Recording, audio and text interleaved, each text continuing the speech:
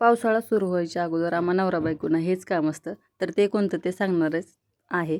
पण तिथे बघा आमचं ही पिल्लू, आम्ही कोणतंही काम करत असताना मध्ये मध्ये लूडोवर त्याची चालूच असते आणि ते खांदत होते तर त्या आवाजावरती तो नाचत होता. मग आवाज कशाचा काय आहे ना, आम्हाला डान्स करायलाच पाहिजे. तर त्याला खूप आवडतं डान्स करायला आणि आम्ही दोघांनी मिळून हे छान खड्डा घेतला इथे आणि एक दोघांनी मिळून केलं म्हणजे कंटाळा येत नाही, पटकन कामं होतात आणि कधी झालं ते सुद्धा कळत नाही. उन्हाळ्याचे दिवस आहेत अगोदरच, त्यामुळं बाहेरची कामं पटकन आवरून घ्यावी लागतात. तरीसुद्धा आम्हाला बरंच ऊन झालं होतं आणि ते सकाळ सकाळी घरी घूस निघालेली. मग ती घुसीचं विल्हेवाट लावली आणि आलो मग बाहेर झाडं लावायला. इथे लिंबुनीचं एक झाड आणलं होतं आणि प्राजक्ताचं एक आणलं होतं. तर लिंबुनीच्या झाडाला डायरेक्ट फळं आलेलंच झाड आणलेलं आम्ही. तर यांनी अगोदर लिंबुनीचं झाड लावून घेतलं छान खड्डा करून.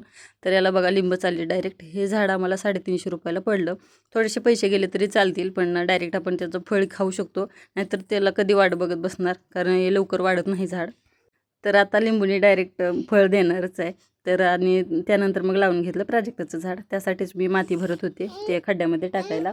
तर काळी माती टाकली म्हणजे छान वाढते आणि पावसाळा व्हायच्या अगोदर का लावता तर का पावसाळ्यामध्ये छान चिटकतं झाड, व्यवस्थित वाढ होते त्याची. त्यामुळे ही पावसाळा सुरू व्हायच्या अगोदर नवरा बायकोची कामं असतात आमची. भेटूया पुन्हा, तोपर्यंत बाय बाय.